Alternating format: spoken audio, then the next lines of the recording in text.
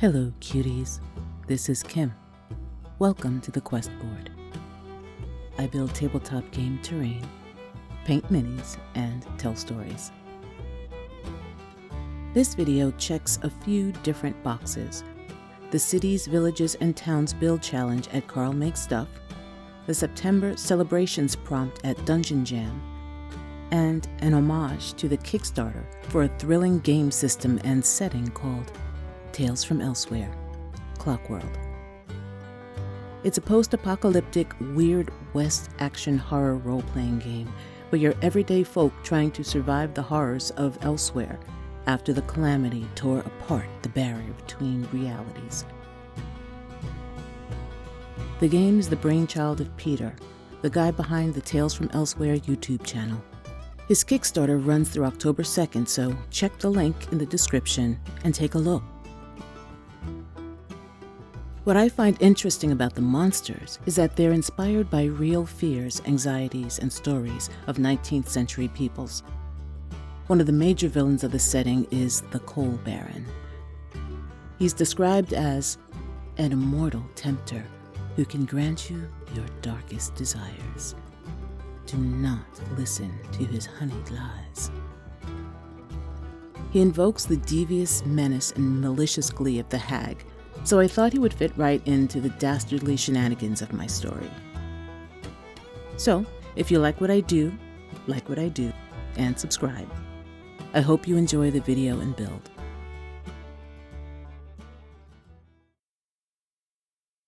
First, a moan that rose to an echoing, hollow wail, punctuated by a baleful tolling, the pattern repeating over and over like the background music to an eternal, repetitious torture.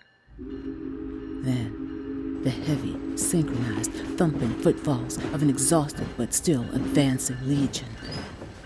Finally, the acrid, sulphurous odor of burning coal arrived downwind at the station, where the townsfolk gathered and strained at awkward angles and on tiptoe to see the first glimpse of the locomotive.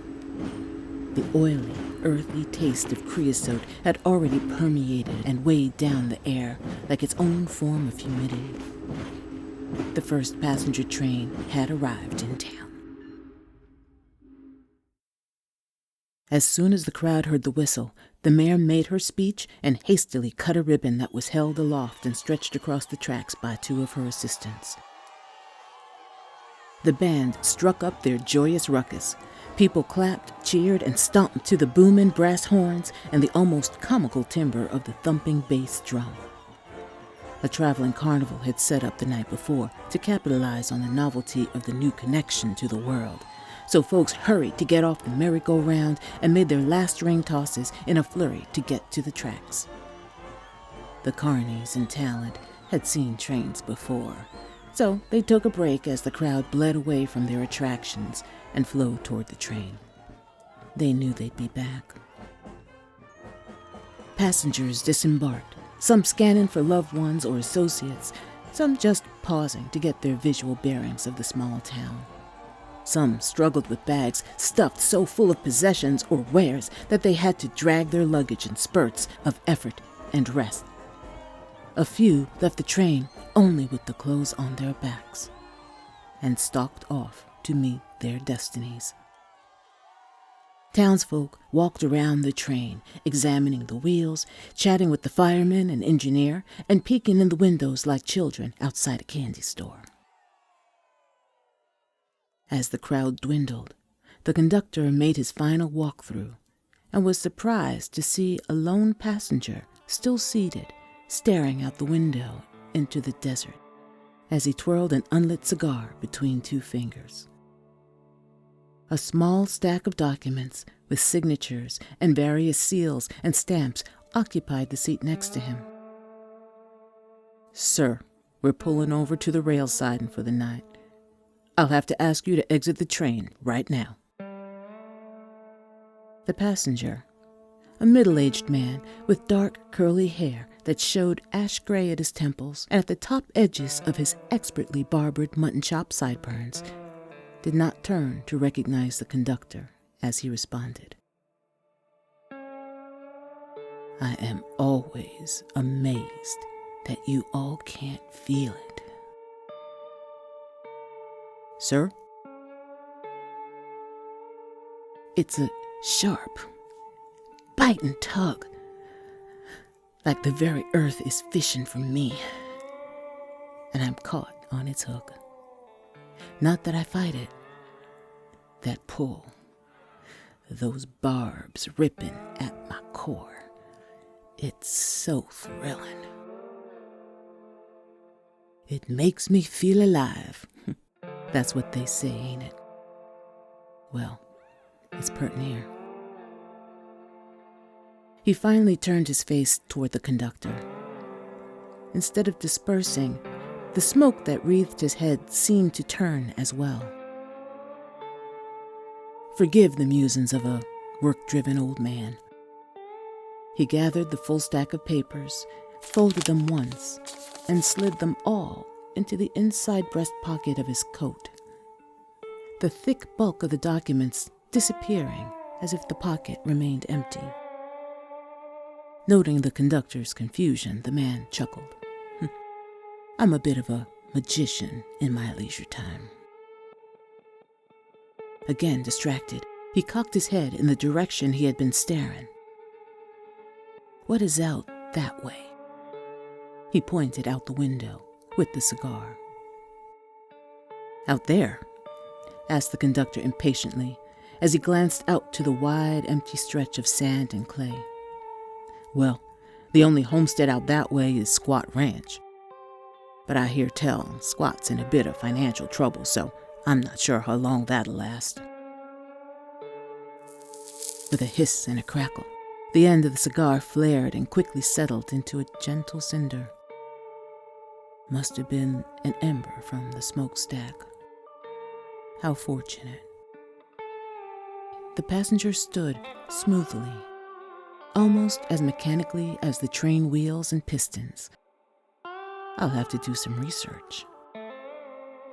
He walked up to the conductor and paused, peering into his tired, watery eyes. The conductor stared back. He dealt with unruly and pushy customers. Time to go. He placed his hand roughly on the traveler's shoulder. I don't want to have to call for the sheriff. The man smiled and looked at the hand on his shoulder. This could have gone so differently, he said. As he spoke, a cloud of smoke, thick as combed wool and black as the exhaust from the locomotive's boiler, rolled from his mouth. The conductor took a breath in to scream and sucked in the smoke that continued to billow from the creature's open jaw. Falling to the floor, writhing and choking silently, the conductor watched as the stranger's eyes sunk backward from their sockets. All hair and flesh burned away, just like the tobacco of his cigar. The conductor's final vision was of a pale skull above a dashing $30 suit, and the naked teeth somehow smirking down at him, playfully.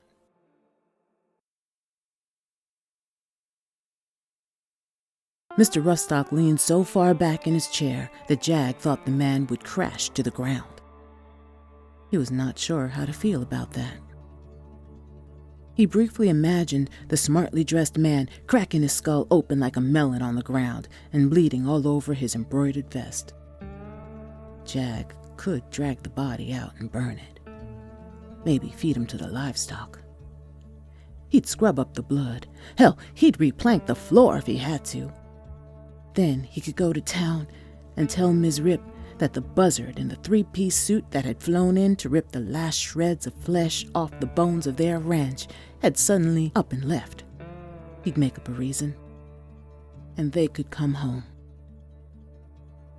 Maybe it didn't have to be an accident. Crack! Jag was good at hiding his feelings, but it was all he could do to hold himself still at the hard sound and vibration of the chair legs slamming down to the wood floor.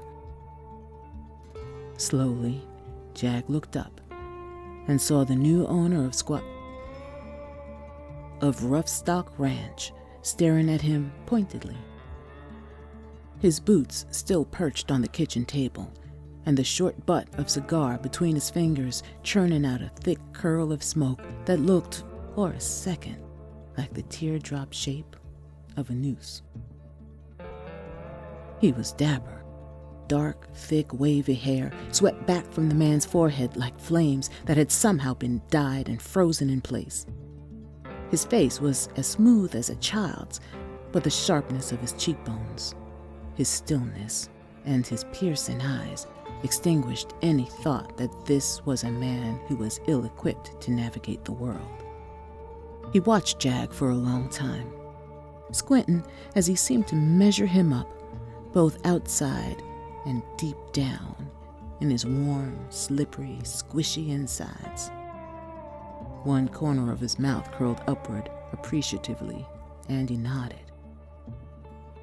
"I like you," he said, punctuating each word by pointing the stubby butt of his cigar at Jag. "You have something and someone to protect. I can work with that." He took a final draw, the crackling rolled tobacco skin dissolving into orange ember, then gray ash, as it ate away at the tightly rolled leaves, all the way to his fingers, then to his lips. Jag's uneasiness showed. He had never seen anyone smoke a cigar all the way down to nothingness. Smoke it down into smoke itself. Mr. Roughstock did not exhale the last straw of smoke, and none of it escaped his lungs as he continued. "It's just a trick. Impressive, though, ain't it? Well, Mr. Jag," he continued as he slowly lifted his feet from the table and lowered them in a smooth, controlled arc to the floor. "I won this ranch from old Mr. Squat, fair and square. It's not my fault that he bet against the queen of the rodeo, is it?" He squinted again at Jag and smirked. His own niece. She did seem a bit unsettled at first, but once she screwed up her courage, well, that ride was a thing of beauty. I knew she had it in her. "Mr. Roughstock," Jag began, "you paid me and the other hands for the week to keep everything in order during the transfer of ownership. Do you want us to stay on here or not? I definitely can find jobs for all of you in the future. But are good paying jobs that easy to find around here right now? With room and board, with a knowledgeable and fair employer? Sir, this has been home to many of us for quite a spell, but none of us will beg." The man's smirk widened. He unfurled from his seat to stand up straight as a blade of grass. "Everyone has their price." His slim fingers reached into his vest pocket, slipping behind a golden chain that dangled there. He walked with easy purpose across the room. Jag stood still, but his muscles tensed and his heart thudded beneath his ribs. Jag thought, this must be what a rabbit feels like when it catches sight of the fox. "Would you keep them on? All of them?" Jag thought about the character and ethics of each of his compatriots. He knew lots of things about them that Mr. Squat did not know. After careful consideration, he answered honestly. "Yes, sir. Everyone has their trials and faults, but I would vouch for the work and intention of each one." "All right then, hire them all." He slid an impossibly long sheet of yellowed paper from the small accessory pocket. This is the deed to every building, all the livestock, and all the equipment and assets on this ranch. I don't need any of it. Mr. Roughstock offered the folded document to Jag. It won't bad. Jag took the sheet marked Deed and unfolded it. Why me? Jag looked up, confused, as Mr. Roughstock puffed on a new, lit cigar. Jag had not seen or heard him light another one, although he did smell a sharp whiff of what he assumed to be the sulfur of a struck match in the fresh smoke. I explore the depths of places and people. Squat's morals are as superficial as the skin on a peeled grape. He's a greedy, manipulative cheater who premeditatively caused physical and mental anguish to his own kin for money. I am not criticizing, just observing. He has no vision, no complexity. His eyes narrowed. You, on the other hand, Mr. Jag, your layers can be measured in leagues. I am happy to sign over the deed to the ranch to someone with so many motivations and so much potential in life. Jag read and reread the words on the page. He would be able to run the ranch his way. He could expand to raising great goats, wargs, horses, anything. The ranch could become the regional livery hub and provide so many jobs. And Rip could ride when she wanted, if she even wanted, when he would be able to support her. Maybe she'd feel like settling down with someone. This was too good to be true. What about the land? Jag asked. What about the what now? I said, Jag straightened a bit. I said, what about the land? This paper is very clear about covering structures, livestock, and equipment, just like you said, but I don't see anything about the land. Mr. Roughstock smiled like a proud papa. I knew I liked you. All I need is what's under the ranch. You can work the land, use the water for ranching and farming in perpetuity. All profits from those ventures will belong to you.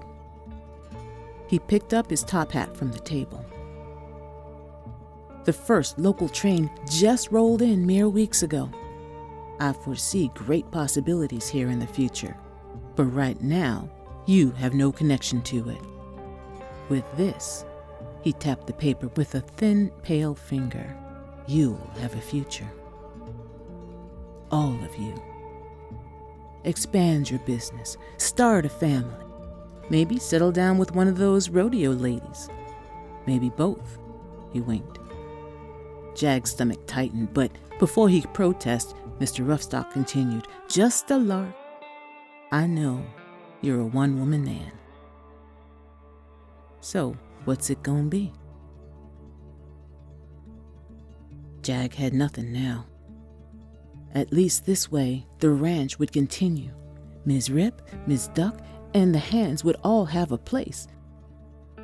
Mr. Squat would make trouble, but Jag could handle that. The scritch of the pen on paper sounded loud like a rat gnawing at the wall late at night.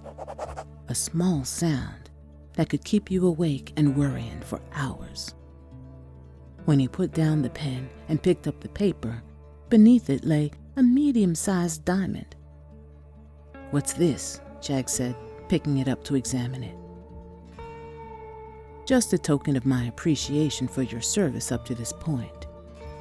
I'm sure it will make a stellar earring. Or engagement ring. He winked again, chuckled, and shook his head. Feeding me to the livestock. Imaginative and efficient. Yes, he said. looking so intensely into Jag's surprised and guilty eyes that Jag felt a stab at the back of his head. You are as abyssal and labyrinthine as a mine. Squat doesn't stand a chance.